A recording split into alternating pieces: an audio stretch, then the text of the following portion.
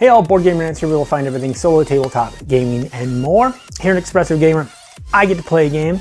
You get to gather maybe some insight. I'm going to go over quickly a little bit about what the game is, play through a couple rounds if I can, and then come out on the other side with just a quick recap. So bear with me. This is Too Many Bones. Off we go. And welcome to Too Many Bones, a dice builder RPG where the land of Daylor is being taken over by the Ebon, which is represented by tyrants and all sorts of baddies. You play a character of an unusual race called Gearlocks. And in this case, my Gearlock that I'm going to be playing with is Tantrum. We start in the safe confines of Obendar, and then we're going to venture out into the land to try and reach this tyrant and defeat him before time's up. There's a number of different tyrants that you can battle. In this case, I'm picking Nom.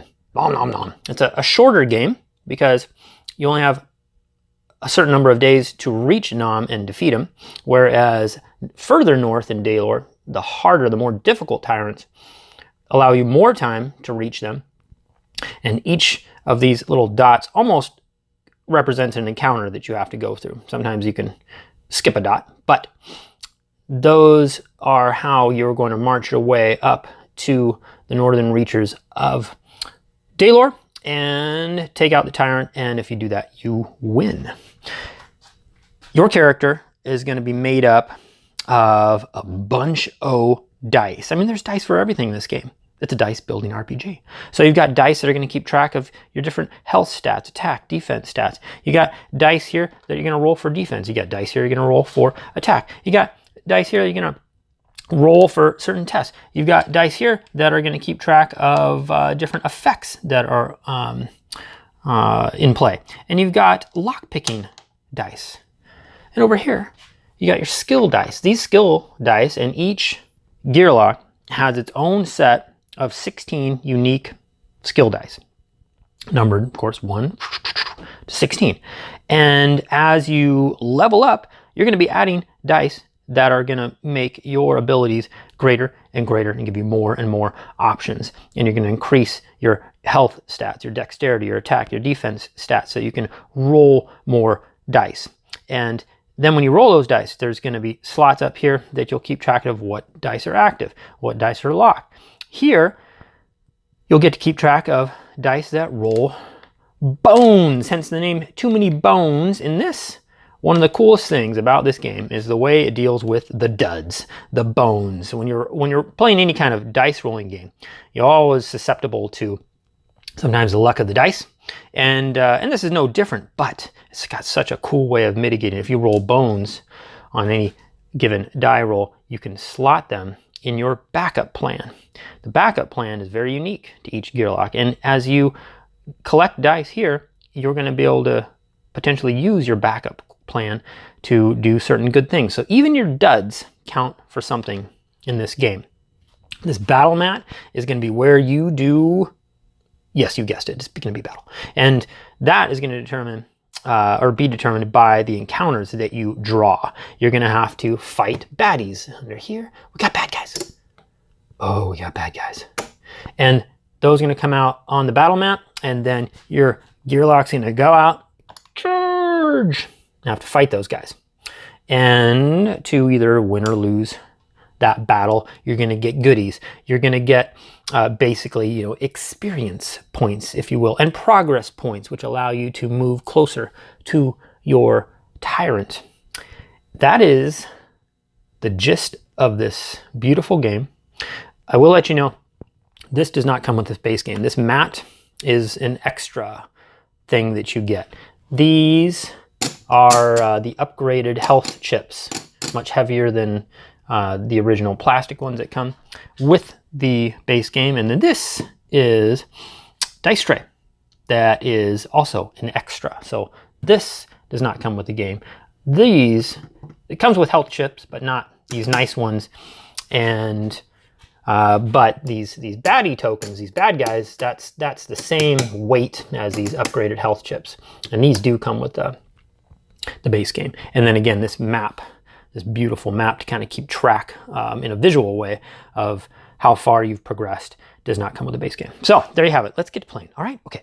All right. So let's get started. Here's Tantrum. There's 3 other characters you can play with in the base game, but Tantrum is maybe a little bit more involved. For instance, you'll see some characters, they don't have any, you don't start with any dice here, but you look at the handy dandy cheat sheet, which all the characters come with, and it tells us, for instance, that's what this little circle means right here. He's going to start with a rage die, and he's going to start with axe collector. That's why it's circled. And he's also going to start with body count, and that's why it's circled. These other ones that aren't circled over here, you have to get training points to learn. And then this is his initiative die. This represents him. He has 4 health. So that's a clever way of keeping track of health in this game, is with those poker style chips. And the reason why he starts with 4 health is because it's pre-printed on his mat. He can level that up and add these die here. So in that case, you would have the ability to have 6 health, but starts off with just these base stats, and then these dice. And so what we're going to do is, to start the game, you would basically rotate this day chip, which is what you have to keep track of in order to defeat Nam here. This is saying that we need at least 6 progress points to have taken place, and we need to have destroyed Nam by the end of the 8th day. So that's what that means. So you'll notice here, we're starting here. So we need, again, 6 progress points. So we'd go, this would be 1, 2, 3, 4, 5, 6 to reach him. And then we can take a couple shots at him and hopefully destroy him before the end of the 8th day. So you might get there early, and you don't have to fight him right away. You can still do some encounters and try to level up your character before you take on Nam, who's a bit of a brute. So here we go. This is how we play. We go over to the encounter. Now the first 3 encounters are always the same. First, you're leaving Obendar, and you can read that if you want for the flavor text. Then you typically get multiple options. And both these options, this little symbol here means these are peaceful options. There's going to be no battle here. So I could either squeeze in some last minute self-improvement, gain 2 training points, or shake down a peddler. I'd get 1 training point, but I'd be able to draw 2 loot cards and choose to keep 1. Well, I'm going to go ahead and shake down a shady peddler. And so I get to draw 2 loot cards. Let's see what we got here. You can have normally a total of 4 loot. Ever. So now here I've got mixed berries, which basically is like a heal, and prying iron. This will help me unlock a trove loot. There's loot, and then there's trove loot. Trove loot is something you have to unlock first before you get it, and it tends to be pretty darn good loot. But in the beginning, I'm just going to take some mixed berries. It's probably more important that I be able to heal in the beginning as opposed to unlock stuff. And then let's see where I'm going to put this. I'll just discard this up there. Okay. So, got some mixed berries, then I get a training point. So, for my training point, it's always a nice thing to be able to increase your dexterity, because it just allows you to do more with your dice and be able to move more. But I also wouldn't mind having the ability to get a little defense. Right now, I can't roll any defense. I can roll 3 attack, but 0 defense. So, I'm going to use my training point to increase my defense. Normally you'd have to roll to see if you succeed in that, but I'm not going to bother with that because 1, I don't have to, because I have no defense to begin with. I'm just going to take this die and I put it on its side on this 1, and so that was how I used my training point, was to increase my defense. Now if I wanted to increase it again, now I'd have to roll. You have to roll the number of defense die according to your level here, and see that you don't roll a bone. As long as you don't roll a bone, you succeed, and you'd be able to ratchet that up again with that training point. And but if you rolled a bone, I'd get 1 more try to roll and try to not get a bone. But if I got another bone, I wouldn't be able to level that particular stat up with that training point. I'd have to move on and maybe increase my health or my dexterity or add a skill dice. And So, but I used my training point in this case to increase my defense. So now I can roll a defense die. And then we continue on down here, and it says we get 1 progress point. So we are leaving Obendar. Boom. There we go. We discard this. Now, there's a few things you'll be able to do at the end of your turn, and you might refer to this handy-dandy chart here, where it says at the end of each day, after your encounter has been resolved, your party enters a recovery phase. So, trade loot within your party. You can play up to 4 characters. Even solo, you can play up to 4 characters. I tend to play with 2, but just trying to demonstrate here. If there were other people in my party, I could trade with them. Nobody to trade with. Make a lock picking attempt. If someone had trove loot, we could all try to unlock that trove loot. And then your individual options. So this, I can choose one of the following: either rest and recover, search for better loot, or scout the area. Well, pretty happy with my loot here. Don't think I'm going to search for more. And I'm all healed up. I just left the town, for crying out loud. I better not have hurt myself. So now it's time to scout around. Let's see if there's what kind of bad guys we might be up against. Now, if you roll a 1 to 3, you can reveal a 1-point baddie. 4 to 5, a 5-point baddie, and up to a 20-point baddie. Those you're not going to really encounter when you're playing just one gear lock. And in the beginning, I'm only going to be encountering level 1 baddies. So I'm just going to scout and find that I come across this dragon hatchling. These are kind of fun because when they do damage, they actually damages everything around them. So we'll go ahead and keep that. Now the advantage of scout is if I didn't like this, I could actually tuck it underneath this stack and then not have to deal with that particular baddie. But I don't mind. I can see him coming, so I have a little bit of an advantage here. So took the scout action. I am done. That is day 1 is done. So now we go on to day 2. So I'm going to scooch this over to day 2, and we're going to go here. It says hardly out of the gate. And again, you can read that if you want for the flavor, but hardly out of the gate. It says, hail the guards for some help. Or it's time to show Obendar what gear locks are made out of. So these are both battle options here. And if I hail the guards for help, it's saying I'm not going to get an extra goodie. It says if I try to do this by myself without the guards' help, I will get an extra training point. And regardless, as long as it says after either choice, if battle is lost, place an encounter back on top of your encounter deck. I'd have to redo this encounter if I don't win it. So I'm going to go ahead and just hail the guards for help, because as long as I pass it, I'm going to get another bit of loot. I'm going to get a training point and continue my progress. So hailing the guards for help means at the start of each round, arrows from the wall deal 1 true damage to each baddie. Recommended for first-time adventurers. Well, I am not a first-time adventurer, but I'm still going to do it. So, so the way you figure out, because it says your baddie points. That's your battle queue, BQ. It means if you read that and you're hungry, you're probably going to take a break and you're going to go make yourself something. But if you are stuck with this game like I am, and no amount of hunger is going to shake you, you're going to build your baddie queue and baddie points. So that is, in this case, you're going to take the day, which is 2, and you're going to multiply it times the number of gear locks you're playing, which is 1. 2 times 1 is 2, so I'm going to get 2 baddie points worth of baddies in my battle queue for this battle. So that'll be 2 1-point baddies. So we know what the first one's going to be. It's going to be this dragon hatchling, but we don't know what the second one is. But what we're going to do now is put them out onto the battle mat. And they're going to go in 1, 2, 3, 4 order. So for instance, this guy comes out, and he's going to go in this column right here. And it says that he is a ranged baddie. So an ranged baddie with 3 health. So we're going to go over here, we're going to grab 3 health.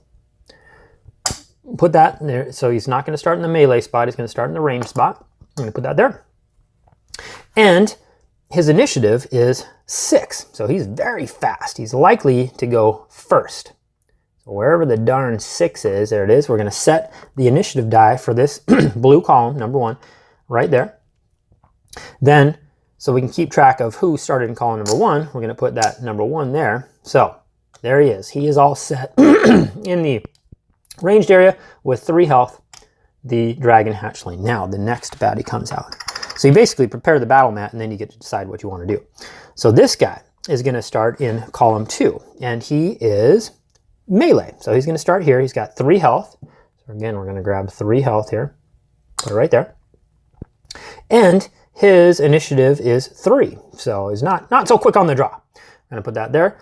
Then we're going to put, again, the column that he's in so we can keep track of that for certain reasons. And he is all set up in the melee spot. Now it is my turn.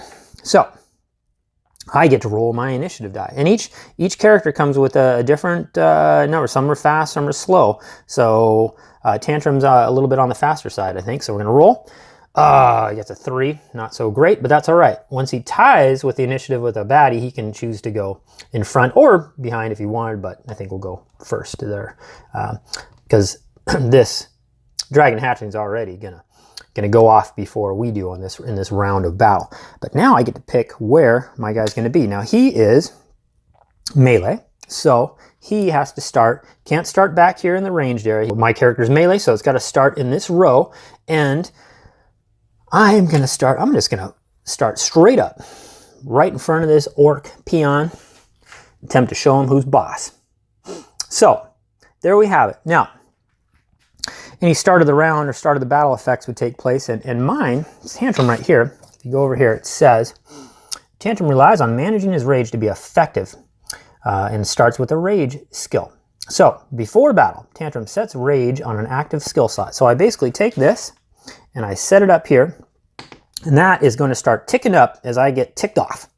So let's see how that works. First and foremost, though, let's keep in mind, at the start of each round, so we're about to start our first round of battle, arrows rain down from the wall to deal 1 true damage to each baddie. So right away, he takes a damage, he's down to 2. He takes a damage, he's down to 2. Just like that. So the guards are helping me. They've got my back. And now we begin. So we're in round 1, and blue gets to go first. So here he is. Now, ranged baddies never have to move. They don't move, in fact. They stay put, and there's no line of sight in battle in this game. It's just he can hit anybody on this battle map. And it does give you some clues as to who, if there's ties, he's going to pick the weakest in this case. But right now it's just me. So I'm the only target here, and he's going to target me with 1 attack die. And so we go here. We've got the 1 attack die he's going to roll, and let's see what happens. So, hits for 1. Now, engulf. Keeping in mind what that means, engulf. And I'll go over it. All damage rolled also hits all adjacent units, includes friendly units. Which is why I put my guy right next to this peon, because I knew that dragon hatchling was probably going to hit me, and does. So I take a damage, but so does, in this game, diagonal is not adjacent.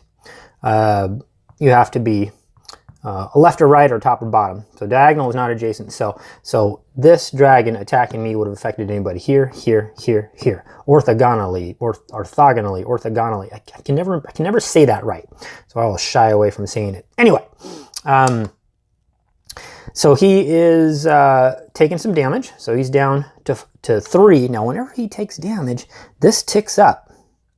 Boop. So he's at 1.2 now on his rage meter. And I'll explain bones things later.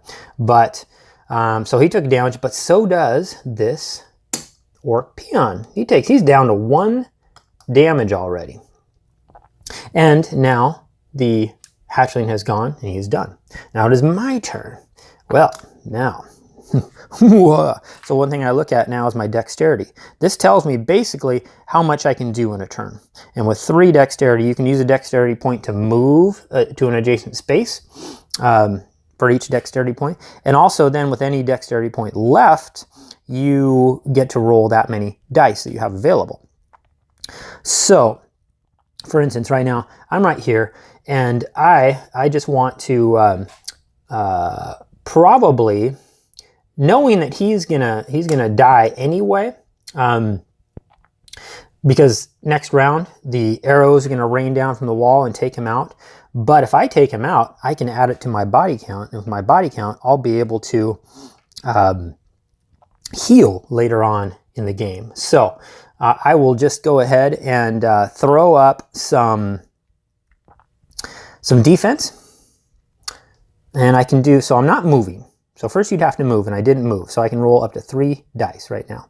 And I can I can roll up to 3 attack dice and 1 defense die. So I'm just gonna roll a defense and 2 attack dice to hopefully make sure that I knock out this orc peon. So here we go. Now had I moved, had I gone here, let's say I'd moved, let's say I wanted to go 1, 2. Now I've used up 2 dexterity. Now I can only roll 1 dice. And then I'd have to pick who I want to attack. And I'd only be able to roll 1. I could roll my 1 defense, try to protect myself, or I could roll 1 attack. And well, you know what? Let's take a little bit of risk here. Let's say I moved 1, 2 spaces. Now I can only roll 1 attack. Let's roll 1 attack die. I could again roll defense, but I just want to try and take him out, because with rage, what rage does, it's not so good of a thing, is rage.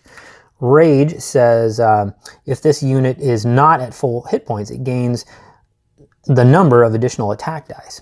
So because he's not at full health on his turn, which would come up right after me, he'd get to roll 2 attack die instead of just 1. So I want to take him out before he gets a shot off on me. Here we go. And we're rolling. Okay. And I rolled 1 hit. So I take him out. That was his last health. He's dead. And I goes there, put that in the discard baddies. He's done. My body count goes up 1 because I took out a bad guy. And then if I do a successful attack, this ticks up. My anger ticks up by another, my rage die, another tick. And now this is gone. This guy is dead, so he's not even going to get an attack off. And we are done. We are now in round 2.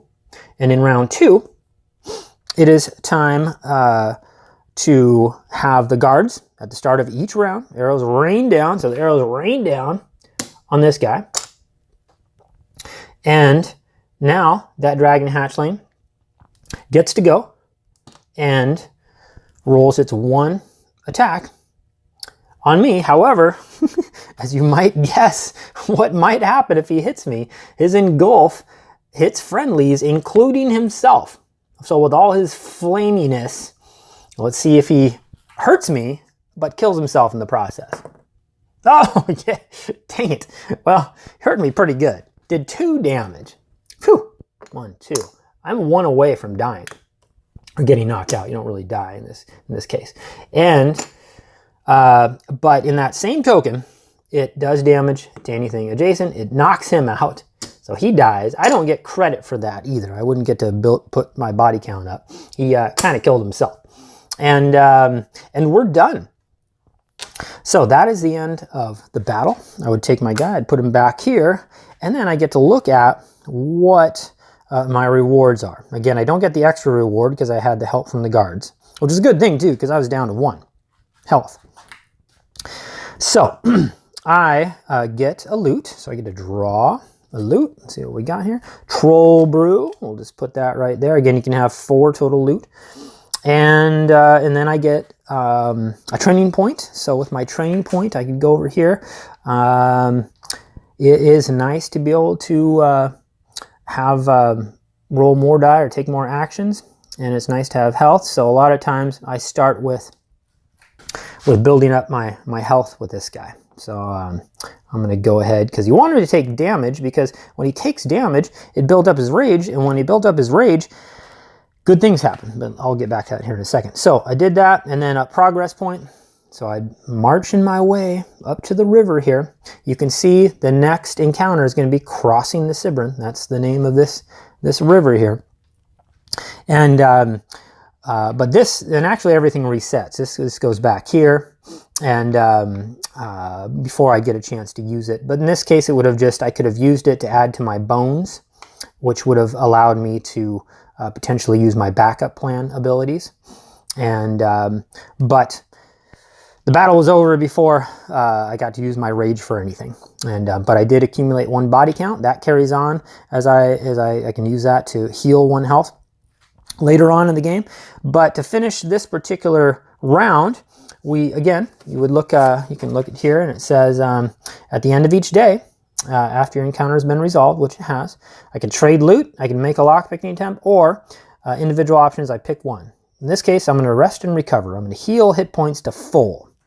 And actually, when I took that, I would have gotten a health, but I'm healing to full. So I'm taking 4 with the 1. Boom. Now I've got a total of 5 health. I'm ready to go for my next encounter, in which we would put that up to 3. We are on our way. We're marching our way up to Nam to defeat this tyrant, to hopefully win the game. Hopefully that gives you a quick idea of the way this game operates. And we're back. So, too many bones. You know, I'm not even gonna try to hold back my enthusiasm for this game. You know, I wanna go over the theme, how you know, subjectively, oh well, we have this game here and it's Daylor, and you play this gearlock and you wander across the land and you do battle against these baddies, and there's this tyrant and he's trying to send out, he's part of the Ebon and is going out and trying to take over the land from the north down, and from the south up. You start in Obendar, you work. I know a lot about the game because the game is freaking awesome. Thematically, there's nothing like it because it's its own story. And the mechanics, nothing like it. You know, it's just, it has so much to it with all of the dice that you can, and it's just a gorgeous game. The quality of these components, off the chart. You can play it underwater. There's a video on it. Neoprene mats, poker, like super duper quality poker chip style. You know, the baddies are made of those chips. Your health is made of those chips. Your character is made of those chips. The cards are a PVC type plastic stuff. It's all, you don't need any carded sleeves. So think about that. When you buy this game and its cost, it comes with all the stuff. A lot of times you need to get a separate organizer. You can spend almost as much as the game that you purchased. You buy an organizer, it almost costs as much just to organize your game. That's built into this cost. Keep that in mind, because again, this is a high-priced game, and it will save you money because you don't have to get any card sleeves. The cards they're not going to go bad, and like I said, it comes with an organizer along with just it comes with so much component stuff. It's amazing, and well, man, I don't even know where to start with this game. The variability is going to be off the charts, even with the 4 characters. You can get expansion characters. You can get 3 expansion characters. And oh, you can bet I've got those. I have like all the stuff for this game that you can get because it's worth it. And was it a lot? Yes. But have I played it a lot? Oh my gosh. I've played this game 50 plus times now. I don't know. A lot. I have gotten my money's worth just in all aspects. So the variability, again, off the charts with the different characters. You can build them differently each time, depending on the tyrant you're going after. You might go after a tyrant that specializes in its ability to poison. So you might build your character. Certain character is going to be weak on those lines. So it's going to be more difficult with one character to be tyrant than another tyrant. And vice versa. And then you can play with multiple characters. Now with one character, when you play solo, I feel like it's fairly easy, and you can win a lot with one character because the toughness of the baddies that you're going to have to battle is it has a multiplier effect. How many days you're in times how many gearlocks you're playing. Well, if you're only playing one, you're always multiplying the days times 1. So you're never going to get that high up in as far as the level of baddies you're going to have to fight. But when you play 2 gearlocks, that really ratchets it up. But then you get to 3, and now it almost like, it's kind of weird. The game gets kind of easy to hard to, and then back down to easier with 3 or 4 players. I mean, that's what I've experienced anyway. But, and also too, you can change the level of the game by how you start. You can start with some extra health. You can even suggest that in the book to make sure you're having a good time while you're learning how to play this game. I have just never had a bad time with this game ever, period. The length of play varies. If you're playing with one single gear lock, I busted out a game, in 45 minutes. And you can take this game and you can set it up and take it down. My wife and I have gone to, a pub, dropped the kids off for some sort of Halloween thing, went to the pub for a couple hours, came back and picked them up, went to the pub, set up, got some beer, played all the way through, kicked some ass, put it all back, and went to pick up the kids. It's just stunning. All things are good about this game. Now, I mean, that's true. I feel like and the rule book is, it's fine. I know I have the second print, I think, and so it is,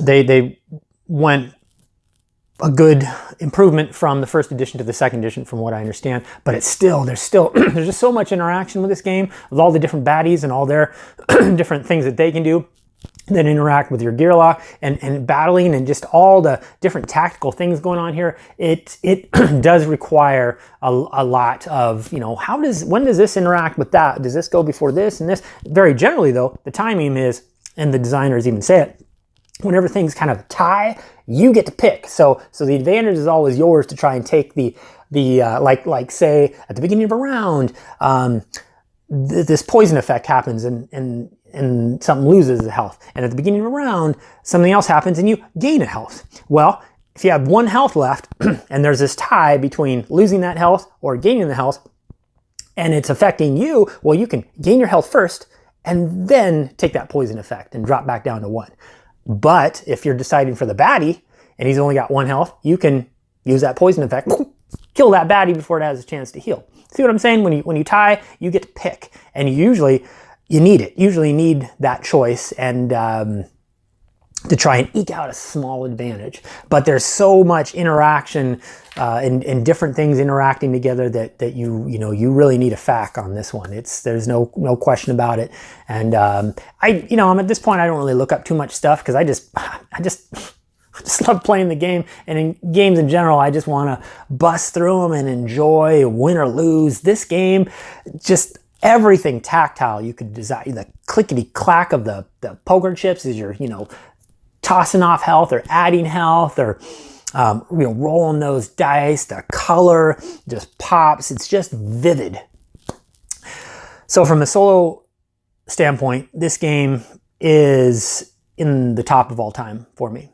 And it will be. And there's expansion material coming out here shortly, which I've ordered all of it. That's going to add a campaign to it and so much more. I am so excited for this game. If you are a solo, typically play games solo, I don't know how you would not have this in your collection, And then there's always going to be some people that aren't going to like it. No way. Overwhelmingly, everyone's going to like this, as they should. So, and then usually I go over scoring, like from a solo standpoint. There's no scoring. You just got to go kill that tyrant. That's all there is to it. You either do or you don't. End of story. I love this game. Did I mention I love this game? Hope you do too, if you decide to pick it up, which, hey, that's why I did the little playthrough. You can see, I mean, that's kind of, there's a lot going on. And really, I was just at the beginning. I didn't have much in the way of skills. You never really got to see how rage interacted with, as that builds up, it goes to the next rage. But then you can overheat sort of, and then you lose all that. But if you use it in time, it can just instantly kill a baddie. Or you never saw me gain any axes that I could collect. And so now I can fight a baddie next to me, and I can hurl an axe and knock out this baddie over there. Or I'm running low on health, and just when I'm about to die, I can use my body count and get 1 to 5 health, just ratchet up my health. And then as they're hitting me, my health's going down, my rage increases. Oh my gosh, and this is just one character, and I wasn't even touching on any of the other skills that character's got. It's amazing. The game's amazing. The game's amazing. Thank you for watching on Board Game Rants. That was Too Many Bones, 2nd edition. delicious. I'm out.